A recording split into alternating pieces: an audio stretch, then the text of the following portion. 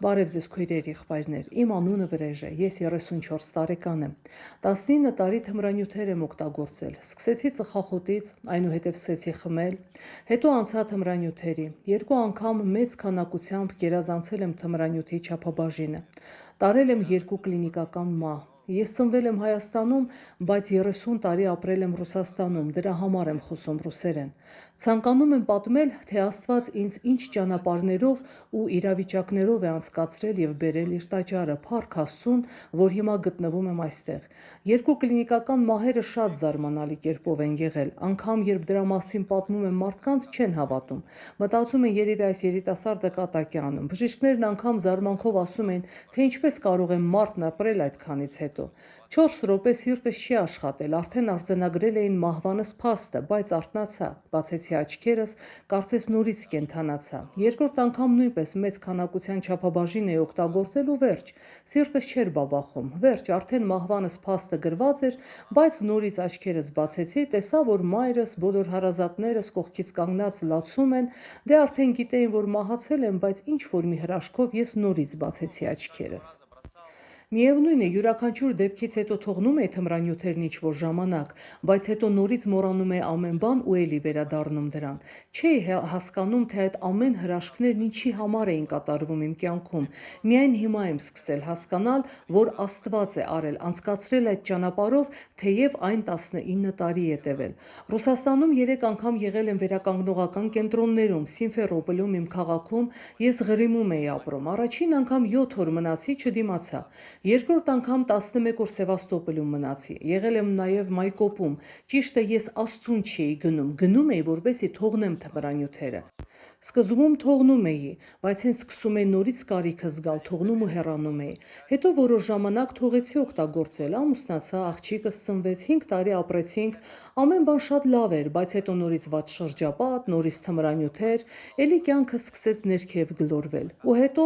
այնպես ստացվեց, որ ինձ վտարեցին Ռուսաստանից։ Դա նույնպես մի անհասկանալի իրավիճակ էր, ինչպես դա կարող էր լինել, չէ՞ որ ծնողներս այնտեղ էին, մայրս, եղբայրս, կինս,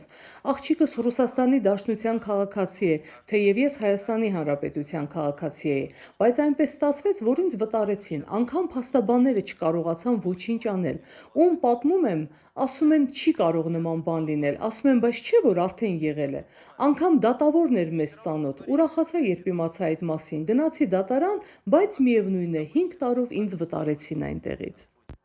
Իրադարձություններն այնպես էին դասավորվում, որ Աստված ինձ բերում հասցնում էր այստեղ իր տաճարը։ Եկա Հայաստան, տեղավորվեցի աշխատանքի, ես 2 մասնագիտություն ունեմ, եթե մեկով չկարողանայի աշխատել, ապա մյուսով կաշխատեի, սակայն ուր գնում էի աշխատելու չէր ստացվում։ Առաջին աշխատանքը չստացվեց, դուրս եկա, երկրորդը չստացվեց, կրկին դուրս եկա, երրորդը նույնպես եւ արդեն դեպրեսիայի մեջ էի ընկել, այլևս չէի կարողանում, տագնապ էր սկսվել հոգուս մեջ։ Սկսեց վիճակս վատանալ, վատ մտքեր էին գալիս։ Հարազատներիս բոլորի հետ կռվում էի, ոչ մեկի հետ չէի խոսում, վերջ, արդեն վերջն էր և հանկարծ զանգեց ինձ հովիվը, թե ինչպես դա եղավ, որտեղից գտավ իմ համարը, չգիտեմ, ինչ-որ հրաշք, զանգեց հովիվն ու ասաց, որ Հայաստանում նույնպես կա վերականգնողական կենտրոն, եթե ցանկանում ես, արի հանդիպենք, խոսենք, հանդիպեցինք, խոսեցինք, ես համաձայնվեցի և ստացվեց այնպես, որ այն ժամանակ, երբ համաձայնվեցի, պետք է ինձ հաջորդ օրը գային տանեին, բայց այնպես եղավ, որ ինչ-որ խոչընդոտի պատճառով չստացվեց, երևի փորձություն էր, մտածում եմ, բայց հաջորդ օրը չստացվեց, թեպետ ինձ զանգեցին, ասացին, որ չի ստացվում և մյուս օրը կգան կտանեն։ Ես մտածեցի, լավ, վերջացավ ամեն բան ու այլևս չպատասխանեցի նրանց հեռախոսազանգերին։ Աշխատանք գտա ու սկսեցի աշխատել։ 4 օր աշխատեցի, բայց միևնույն է, չէի կարողանում, տագնապ կար սրտումս, դեպրեսիա, անհանգստություններ։ Եվ հովիվն ուղիղ աշխատանքիս վայր եկավ։ Խոսեց ինձ հետ, չեմ ասում, թե համոզեց ինձ, ուղղակի այնպիսի բաներ պատմեց ու ես հասկացա, որ ինձ համար կարևոր է ոչ թե աշխատանքը, գումարը, այլ կյանքս, որովհետև միևնույնն է, մի օր ես նույն զբաղմունքին եմ վերադառնալու, չէ որ դա իմ կյանքում 19 տարի տևել է և չի դադարելու, եթե չդառնամ Աստծուն։ Եկա վերականգնողական կենտրոն, արդեն 4-րդ անգամ, 1 ամիս մնացի այնտեղ, բայց թափառում է այստեղ, այնտեղ չէի կարողանում հստակ կողմնորոշվել, թե որտեղ եմ գտնվում, Աստծո հետ եմ ապրում, թե աշխարհում, որտեղ եմ ես, և մի օր էլ չդիմացա ու հեռացա։ Այն օրը, երբ գնացի, երեկո էր, հաջորդ օրը երթուղային տաքսիով, որը լիքն էր մարդկանցով, գնում էի, ու մի երիտասարդ սկսեց նայել ինձ, անընդհատ, այնքան երկար, որ ես անգամ սկսեցի ամաչել ու իջա։ Նա էլ իջավ ու սկսեց գալ իմ հետևից։ Հետո ինձանից առաջ անցավ ու ասաց. «Եղբայր, կարող եմ քեզ ինչ-որ բան ասել»։ Ասում եմ՝ «Ինչ»։ Ասում է՝ «Աստված կանգնած է քո թիկունքում, թույլ տուր, որ մտնի քո սիրտը»։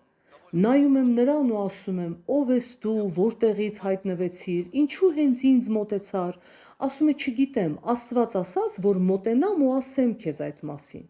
Ես նույն երեկոյան վերադարձա վերականգնողական կենտրոն և որոշեցի, որ պետք է ծառայեմ Աստծուն, պետք է ապրեմ նրա համար, քանի որ դա ավելի քաղցր կյանք է։ Ասեմ նաև, որ երբ ես առաջին անգամ գնացի վերականգնողական կենտրոն, այնտեղ երեկոյան սկսում են աղոթել օտար լեզուներով, մտածեցի՝ վերջ, սա աղանդ է, այս ինչ աղանդավորներ են։ Իսկ հիմա փառք Աստծուն, ես ինքս մկրտված եմ և աղոթում եմ օտար լեզուներով, չեմ ծխում, չեմ խմում, թմրանյութեր չեմ օգտագործում։ Ընտանիքիս հետ հարաբերությունները կարծես կարգավորվում են, փառք Աստծուն, ամեն բան լավ է, ապրեք Աստծո հետ, քույրեր, եղբայրներ։